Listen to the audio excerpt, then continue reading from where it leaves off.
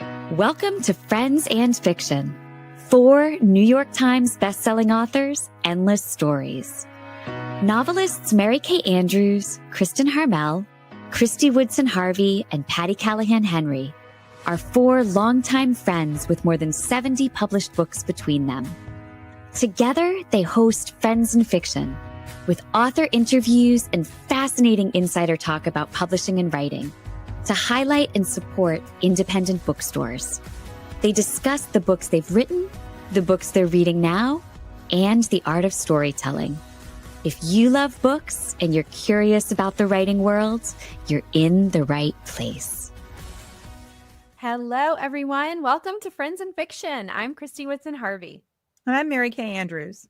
And this is Friends and Fiction, 4 New York Times bestselling authors, endless stories to support independent bookstores, authors, and readers like you. If you're not with us already, we would hope you will join our Facebook group, which is more than 325,000 members strong. So this goes out to all of you Lucy Score freaks. Come and join us full time. We'd also like to invite you to follow us on our Instagram and YouTube and to subscribe to our Substack newsletter, which is full of awesome bonus content. You can find out more about our community and all we have to offer at friendsandfiction.com. It is there that you'll find details on our show schedule, upcoming in-person events, and links to our merch store, our Substack newsletter sign up, and the award-winning Friends and Fiction official book club with Brenda and Lisa. Their next book club discussion will happen on Monday, March 16th at 7 p.m. Eastern, when they host Heather Weber to discuss her novel, The Forget-Me-Not Library.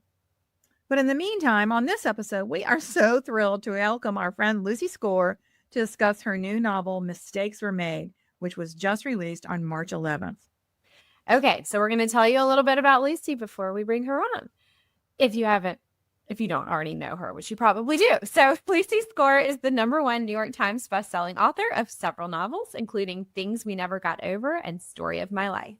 Known for her laugh-out-loud romances and fiercely loyal readers, she's sold millions of books across the globe, and her books have been translated into 31 languages and counting. When she's not writing, Lucy can be found impulse shopping, also me, Same. fighting a losing battle with her couch's butt dent, also me, or plotting her next great story while pretending to work out, kind of me. She lives in Pennsylvania with Mr. Lucy and their opinionated cat, Cleo. Cat Cleo. Hard transition there. Her new novel, Mistakes Were Made, was just released yesterday on March 10th. And it is a Gilmore Girls meets Schitt's Creek redemption rom-com. And you know you had Kristy when you put the word Gilmore Girls. That's right. on. You have me at Gilmore Girls. That's absolutely it. Yeah. And me with Schitt's Creek. I mean, it's so funny. All right, Sean, can you bring Lucy on? Hi, Lucy. Welcome to Friends and Fiction. We're so excited to have you. Thank you so much. I'm so excited to be here. Well, we're thrilled. Okay, so in Mistakes Were Made, you take us back to beloved Story Lake with a heroine who's sworn off of small town life. But when this broke Manhattan literary agent and her barn-dwelling 5-year plan landlord collide, one just this once night turns into something neither of them saw coming. It's heartfelt, hilarious, and deliciously steamy, the kind of romance that reminds us sometimes the biggest mistakes lead to exactly where we're meant to be. So that's just a little tiny bit about this book.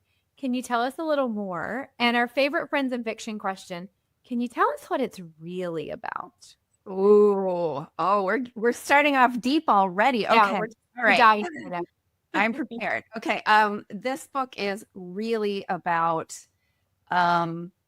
accepting and loving yourself so you can live your best life. Zoe, my heroine, and I share a lot of things in common, hence the title Mistakes Were Made. So this was kind of my way of working through some things that I've experienced in my life and making sense of them, and kind of understanding that when you do the work and you really stop trying to change who you are and start accepting who you are, that's when your life really opens up. So I stuffed that into a rom-com. I mean, I love it. That's what we need, like a little sneaky life lesson while we're having a really That's right.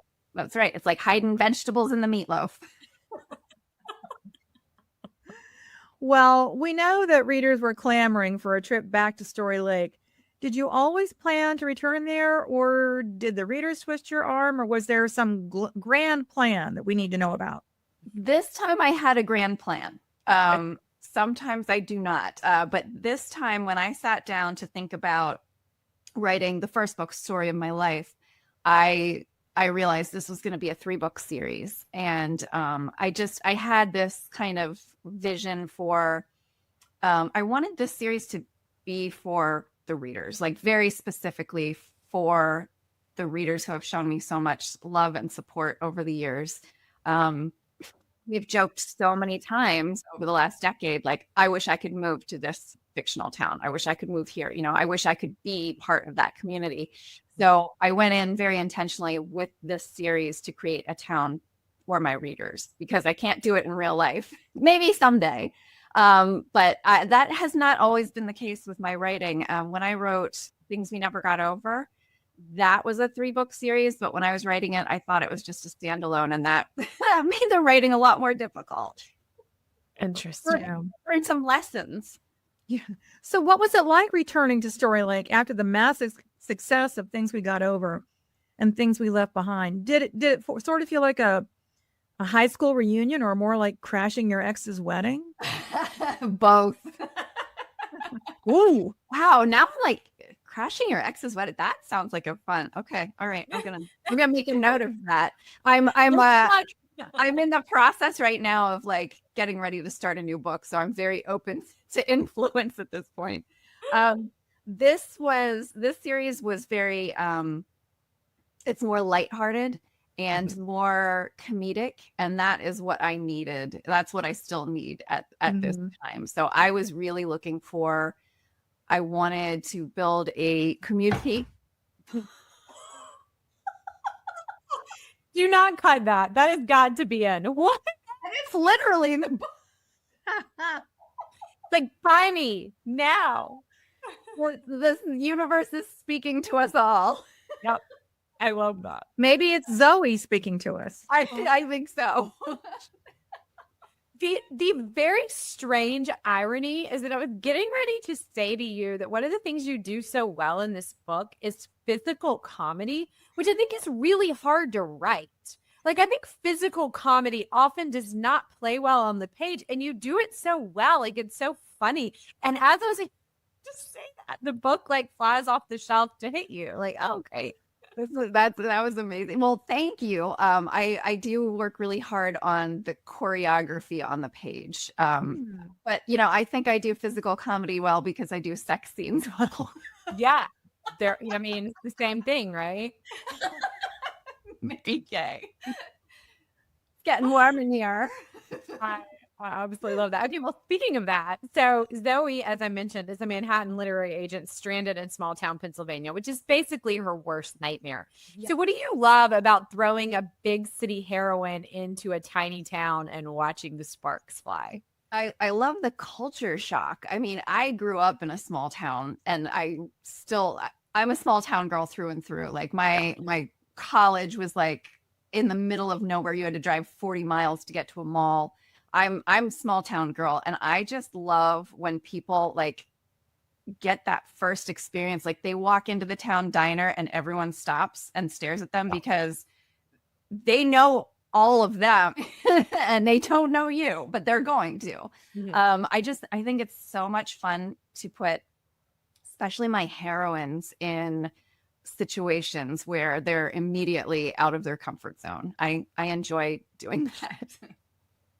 It's really great to watch. And if people think that that's not real, I have lived that scenario multiple times. Like, I'm a small town girl through and through too, but like going to another small town and literally walking in like whatever the local restaurant is, and everyone, like, you feel the hush come over the room and everyone turn to look at you because you do not belong there. Right. It's like the record scratch. They're like, who are you? I need to know your life story immediately. Exactly right. Okay, so Lucy, Gage Bishop, our hero, is 6'2", serious, lives in literally a barn, and he wants a wife on a timeline. Now, did he arrive fully formed in your head, or was he somewhat of a surprise? he was a bit of a surprise. I don't know about you guys, but I feel like I can tune in immediately to the bad boy, the grumpy, like I really get into their heads immediately. And Gage, I knew was like, I called him the good guy, like, and I was like, well, there's obviously more to him than that. So it took me a little while to get in and really kind of like tinker with his character until I felt like he was more than just like some kind of just stereotypical nice guy, like so I had a lot of fun. It kind of was a good writing exercise for me because I think it's more subtle character development than what I'm used to. And so I just knew that he was the good guy who's a provider. He's protective. He does that. He's the acts of service guy, like if you need something, he's going to get it done for you.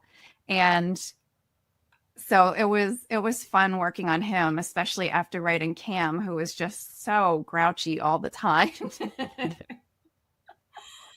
I think that's actually really true. I don't think I've thought of that, but it is harder to make the nice guy interesting a little bit. I mean, yeah. What do you think, Kathy? Do you think that's harder? I tend not to write very many bad boys. Oh, and okay, you're expert level at the nice guy. I feel like we're having like a therapy session here. Like we can really rewind and discuss the men that we have chosen. Fortunately, I think we all ended well. Yeah. But it could be an interesting study in what we dated before. Yeah. Well, maybe for you, I didn't date that much, Kristy. I know, but see, you had the nice guy from the start. I did. But he's grumpy. He's grumpy as shit. Good. His grandfather name is Grumpers.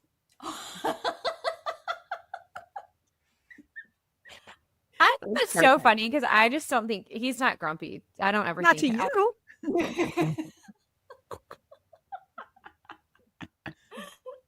love it. Not to me, right? He's so nice to me. Since I don't live with him. Well, see, that's interesting because Gage is nice to everyone but Zoe. And yes. I did that intentionally because I'm like, well, he's nice to everybody, including Zoe. Like, oh, wow, where's the conflict there? So where's the tension? My name makes really good. Yeah. I like that. Yeah, so speaking of conflict, I mean, we've got Zoe who is looking for a one-night stand, and we've got Gage who we mentioned wants forever. Mm-hmm. And so they have this really, in many more ways than just that, they have this very opposites attract dynamic. So why do you think that is so delicious to write? I mean, I think it's so fun to write because it's so fun to read. I mean, I love picking up a romance novel and being like, well, this is never going to work. They're never, but I think my favorite thing is they have the chemistry and these sparks and this physical attraction that makes no sense to them. Yeah. And they know it makes no sense to them. And they just can't help themselves. They know it's not the right choice. They know they're not each other's type. But they can't help themselves. And I love that part. That's like, just you're going to go out and you're going to make a bad decision, but you're going to have a really good time doing it.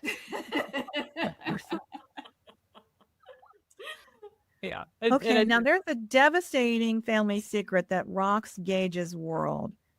Without spoilers, how do you balance emotional depth with laugh out loud banter in a story like this? I feel like both are needed. My favorite rom-coms are the ones that make you cry. I want to be on a roller coaster ride of emotion. I want the highs to be really high, and I want you to feel the lows.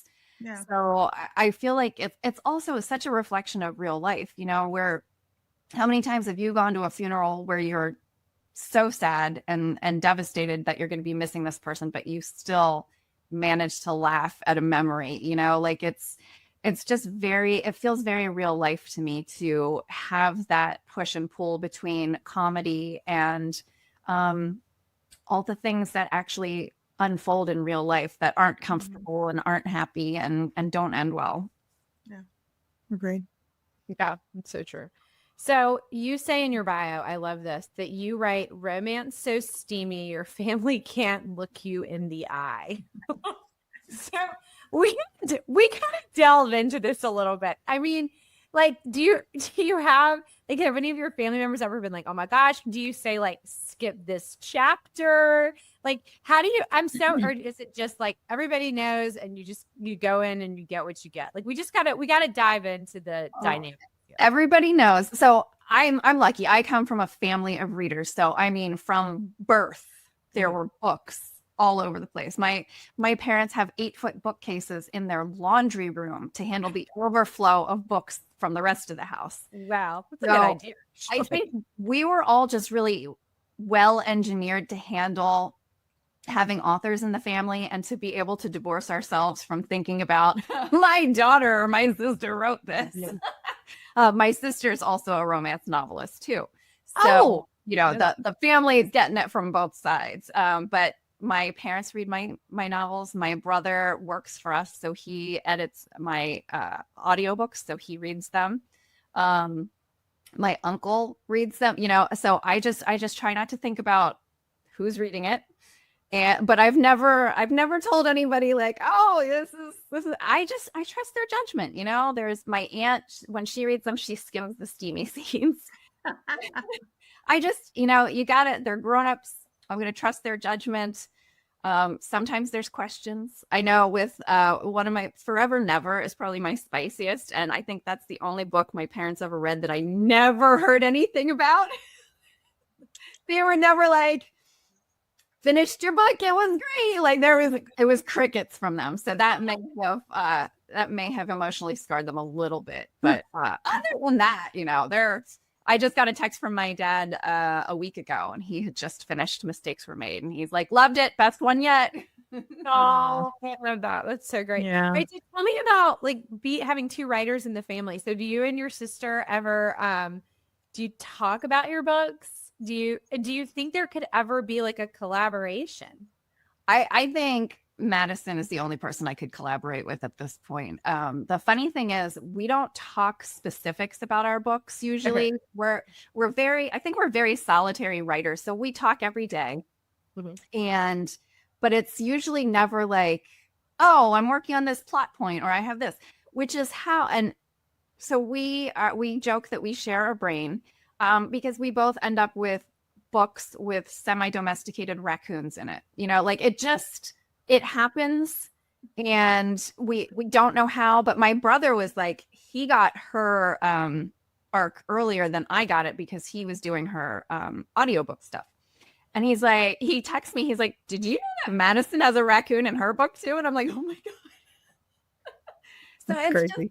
just funny that we were raised together, we shared the same brain. So I think it would be really fun to collaborate with her someday. That is super funny. Well, and the 4 of us, like the authors of Friends in Fiction, we say that we sometimes, I think Mary Kay and I have had protagonists with the same name on multiple occasions. Like I ended up changing one of my I got an advanced copy of hers and I was like, oh my God, like this is the same name as my protagonist, but it's happened more than once. And one time I changed it and the other time I was like, it's too late. We're just having a protagonist with the same name. I can't remember who it was. Right. It was something unusual both times. And I was why does that even happen? That's so funny. Yeah. I don't know. I mean that my friend Jill Shalvis, she and I both just wrote heroines who are named Hazel, and it was, and at one point she's like, should I change it? I'm like, no, this is great, keep going. That's my grandmother's name. I love that name. That's a good name. Virtually nobody writes characters named Edna May anymore. My grandmother's name. Well, my other grandmother was Ola, and we joked when I found out I was pregnant with Will and we didn't know what I was having. And my grandmother was like, you should, if it's a girl, you should name her Hazola after Hazola sounds like something you use to scrub the floor with. Like a cooking oil that's been taken off the market. Wow. Definitely. My dad's mom, her name was Jewel Genevieve, like with a hyphen. Wow. Yeah. That's a mouthful. And then my other grandma is Isla. Oh, that's so cute. I love that. Are those Midwest names? Jewel Genevieve was West Virginia and Isla was Pittsburgh. Okay. Yeah. My grandfather had sisters named Opal and Olive. Oh, And I always swear someday I'm going to write a book. I don't know if it's going to be sisters or dogs, but that's cute. I love that. I hate to tell you, my next book, Olive. It's Olive. Can you believe it? It's, I don't know. There's a shared consciousness happening. There is. We're all plugged in. Love it. But we can both use it. It'll be great. Yeah. yeah, well, it'll be a while. Okay, back to Mistakes Were Made. So Zoe is a literary agent trying to make her best friend's book a hit. How much fun was it to play in the publishing world from the inside out? Oh, I liked it. I thought it would be fun to show readers a little glimpse of like what happens behind the curtain, because I mean, when I release a book, it is not just me.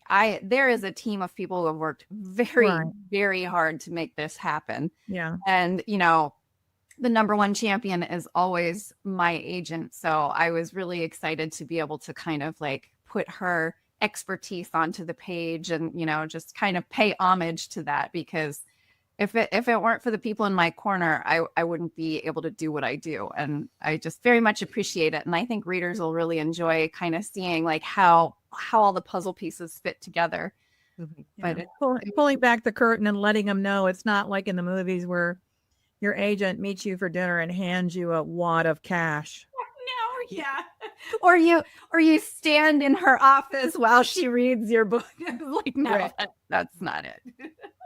That's so funny. I know. I so not it. That are like, they like play out on TV, and I'm like, that has never happened in real life ever. Like, it's still fun to watch, but I'm like, it'd be cool if that is how it works. That'd be so great, right? Yeah. So, Lucy, you're known for your very fiercely loyal readers. So, I just have to know: have fans of your earlier Story Lake books, like when they knew this one was coming, have they told you what they wanted? Like, did they say like, oh, I hope this happens, or I hope this happens, or like, have they, do you get any of that feedback, or are you just kind of? Oh, I get the feedback for sure. I hear everything. I know what's going on out there, but I try to stay really focused on I think the one of the wonderful things about my readers is they trust me, especially the OGs, the ones that have been with me forever. They very much trust me. So even if I'm coming at them with like, I don't know, something completely different, like my Riley Thorne series, they're like, we're in, we trust you. And so the comments in my Facebook group are really cute. Like someone will be like, oh, I wanted to start this book, but I'm too scared. And it's just, trust her. She's got you. You can trust Lucy on this. And I really appreciate that. So I do get, you know, readers share a lot of what they hope for the story and things like that. But I try to stay really focused on, I always tell the story that I want to tell. So thankfully that story is usually what a lot of other readers want to read as well.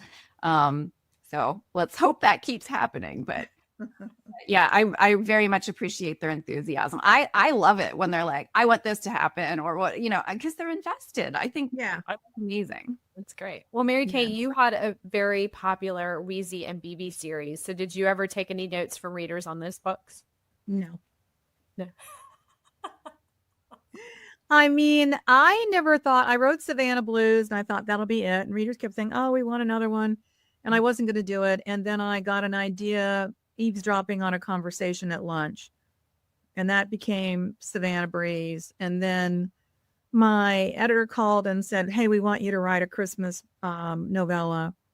And you could do it in Savannah and you could bring Wheezy and Bebe back. And that was Blue Christmas. And I mean, yes, they say things like we need to this and this and this, and then we want this to happen, and then they have a baby, and then I'm like, okay, well, that's not it. You know. I mean, I love it that they are invested, and you know, whenever I you know, post a picture of whatever I was bought at the thrift store for $4, they're like, oh, that's something, you know, Wheezy would do. You should have Wheezy do that. And I'm like, yeah, maybe later. I love it. But I don't think readers understand you are so far down the line. By the time they get a book and read it. Yeah. That's been a big change for me because, you know, I'm a hybrid author now, but I got my start for like 7 or 8 years as straight indie. So I finish a book and then 2 months later it can come out.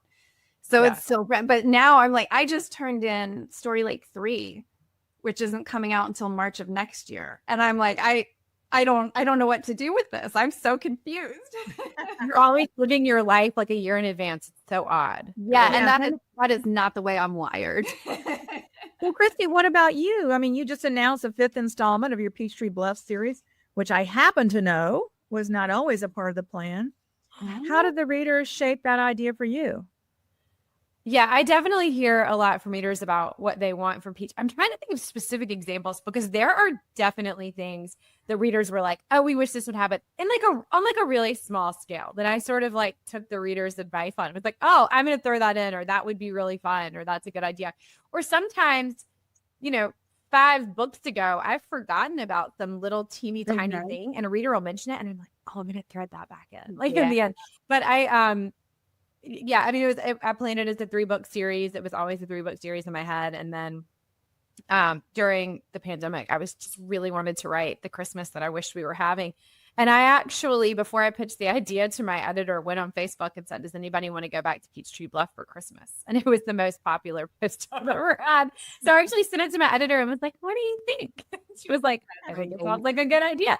So, I mean, there really literally would be no, and then I got finished with that and was like, I'm never writing Peachtree Bluff again. And then here we are. I just had another idea. So, but I think the readers, what they respond to and what they're excited about, it's like, it's natural to want to keep writing that because it's fun for people to be invested in those stories. Yeah, I think all of our books are books that have a sense of welcoming the readers into our world and, you know, sort of pulling up a chair and making them feel cozy and the feeling that they know these characters and they love them and they want to.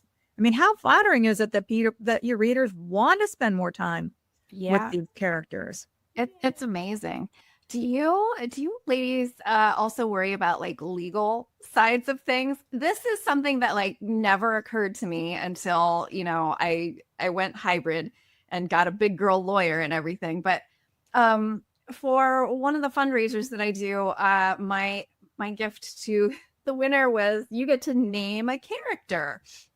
And the winner actually like gave me a character sketch and she's like, this is what I envision. And it was like a great cause and everything. I'm like, oh my gosh, this is amazing. So I took that and built on it.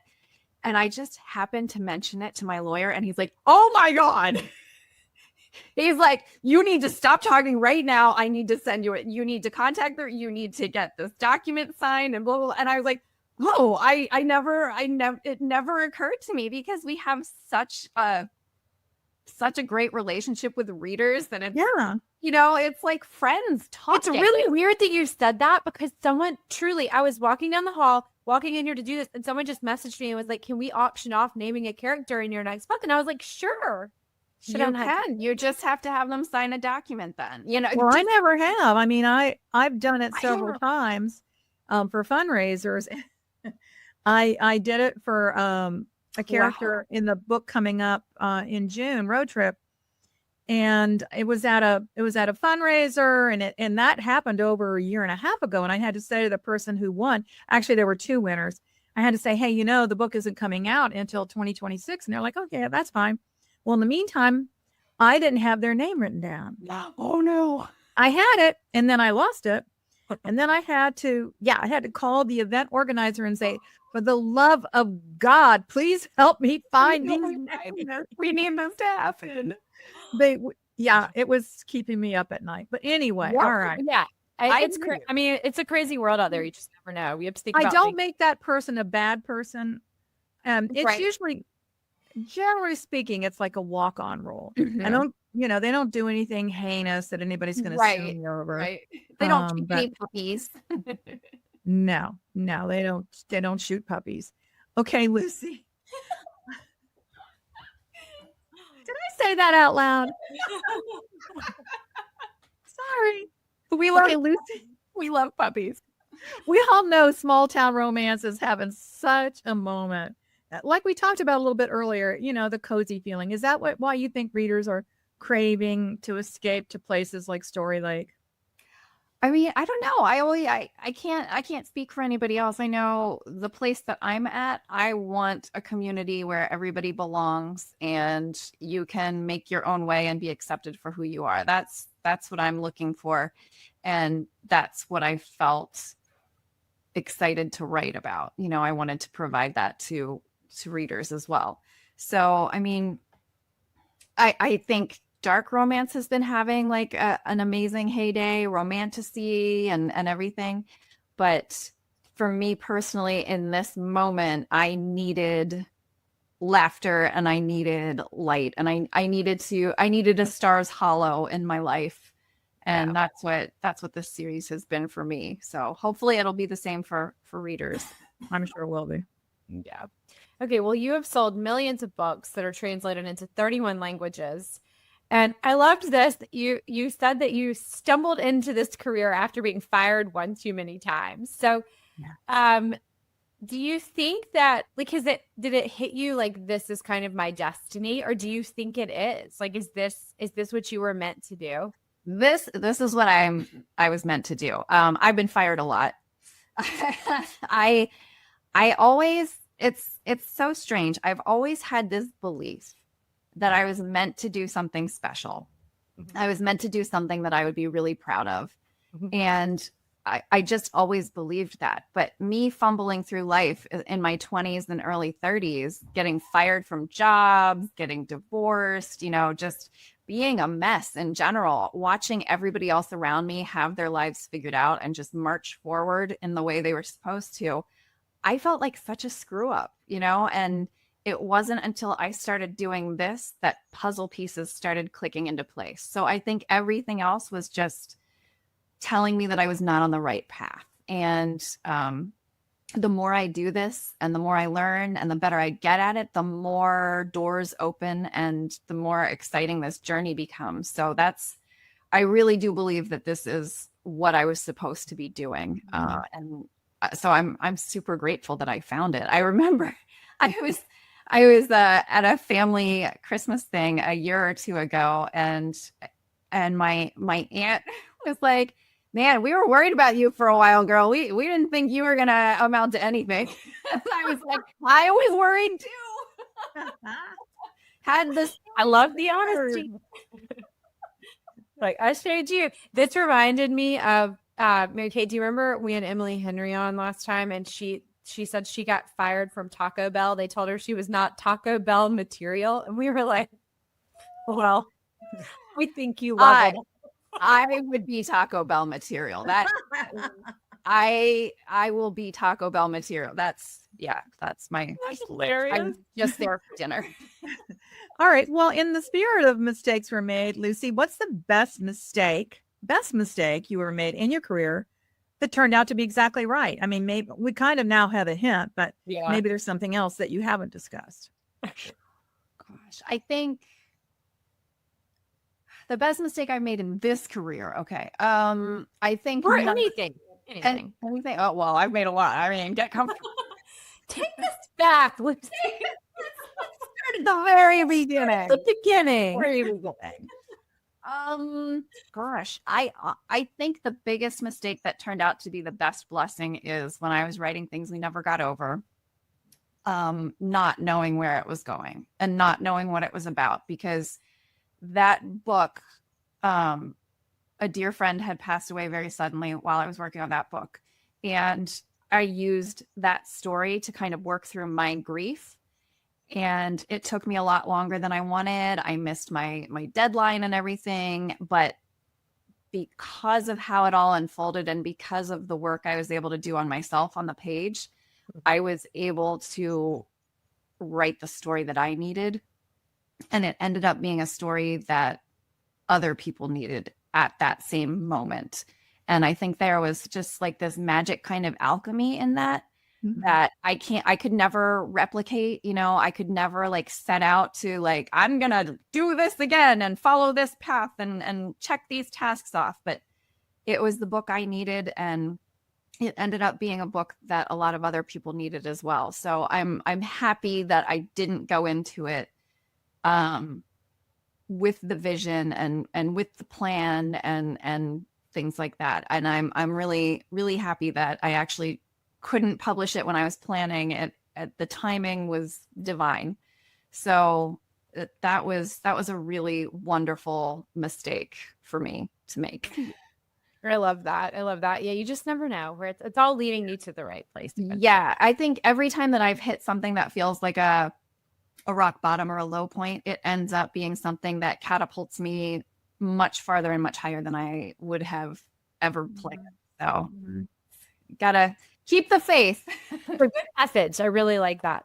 All right. Well, Lucy, we can't let you go without playing a fun lightning round. So MKA, we're going to play 2. So all right, here's the first one. One night stand or slow burn? Slow burn. Kathy? Slow burn. Me too. Slow burn. All right. Okay. Grumpy hero or golden retriever hero, Lucy? Grumpy hero. Grumpy hero. I need to finish the sentence. Grumpy hero. Absolutely. I like both, but I'm going to go with Grumpy too. Grumpy's fun. Fun to write. Fun to read. Yeah, I guess mine start out grumpy. Yeah. Yeah. I think the mashup of the grumpy golden is perfect. That's really good. Yeah. It's like grumpy. Yeah. Dig down to the golden. Good stuff. Okay. Barn renovation date or black tie Manhattan gala? Barn. Kathy? Mary Kay? You would think that I would say barn, but I don't know. I'd like to try a black tie Manhattan gala. I totally thought you were going to say barn. Yeah, I'm gonna go gala just because, like, I've got a lot of barn down here. Let's do the gala. Plus, she's got the wardrobe for it. Let's just say that. She's got a wardrobe. See, this is my problem. I do not have the go out in public wardrobe. Like when I had my first book tour scheduled, I had to hire a personal stylist because I was like, I don't know how to dress myself. I don't know how to not wear gym clothes. Well, and see, that's why these people exist. So isn't that great? Thankfully. Yeah. That's always very stressful packing for tour. Yes. Yeah. Okay, so 5-year plan or vibes only? Vibes only. I would love to be a 5-year plan girly, but vibes only. I unfortunately think personally I'm kind of a vibes only. In fact, I get a little like itchy when someone asks me like, where are you gonna be? I'm like, I can't in myself in 5. I don't know. Kristy, I would have thought you were a 5-year plan. I know. Yeah, I'm really not. Will has our whole life like on a calendar, like for the rest of our lives, and like every like graduation date and like whatever. And I'm like, I can't talk about this with you. It like makes me feel panicky. We all need a Will. Yeah, thank God for Will. Like he keeps things going. Right. And I'm totally a vibes only. Okay. All right. We're in good company then. Yeah. I have other friends who are like, yeah, I just turned in my 3-year plan. And I'm like, oh God. Right? I don't understand. I don't know. I mean, who knows? I could be a totally different person. That is what I'm always thinking. I'm like, I have no idea who I'm going to be in 3 years or 6 months. All right. Big city ambition or small town loyalty? Small town loyalty. I think I'm maybe a hybrid. It just depends on for me personally or when I'm writing. Oh, yeah. You personally. I would like to know you personally. Personal, yeah. Well, I've lived in the same small town in Atlanta for over 40 years. So small town loyalty. Plus, I was talking to a writer who just finished her first manuscript yesterday. And was telling her that something happened in the neighborhood that prompted my reaction to that, prompted a book I wrote. And she goes, oh my God, this town is Peyton Place. And I'm like, I know. It's so good for stories. Yeah, I'm small town. Small town. Yeah. Okay, rescue dog or opinionated cat? And Lucy, we know Cleo is listening. This is going to be a total downer. I'm so sorry. I should have updated this. Cleo passed away in October. I'm sorry. And we miss her so much. Like, I cannot believe, this is February and we are still almost every day. We're still talking about how much we miss her. Like, I love that fuzzy little monster. That being said, we have always been rescue dog people, but I know. So we ended up with this cat through the cat distribution system. And she was very patient with us. We fostered dogs for a few years, but she hated anything else that was alive. Like, she was like, I will tolerate adult humans, and that is it. So she hated all the dogs. So eventually we just started giving them money instead of fostering them. But so we miss her a lot, but we're dog people. Yeah, we're dog people over here too. We haven't rescued any, only because my husband has this obsession with English setters. And so we have a friend who breeds these setters, and every once in a while one just shows up without any warning. I'm not warned. Tom, my husband. Yeah, somebody knows. Somebody knows. Right. Well, I love a dog, but I love a cat. My husband was an allergic. I would 100%.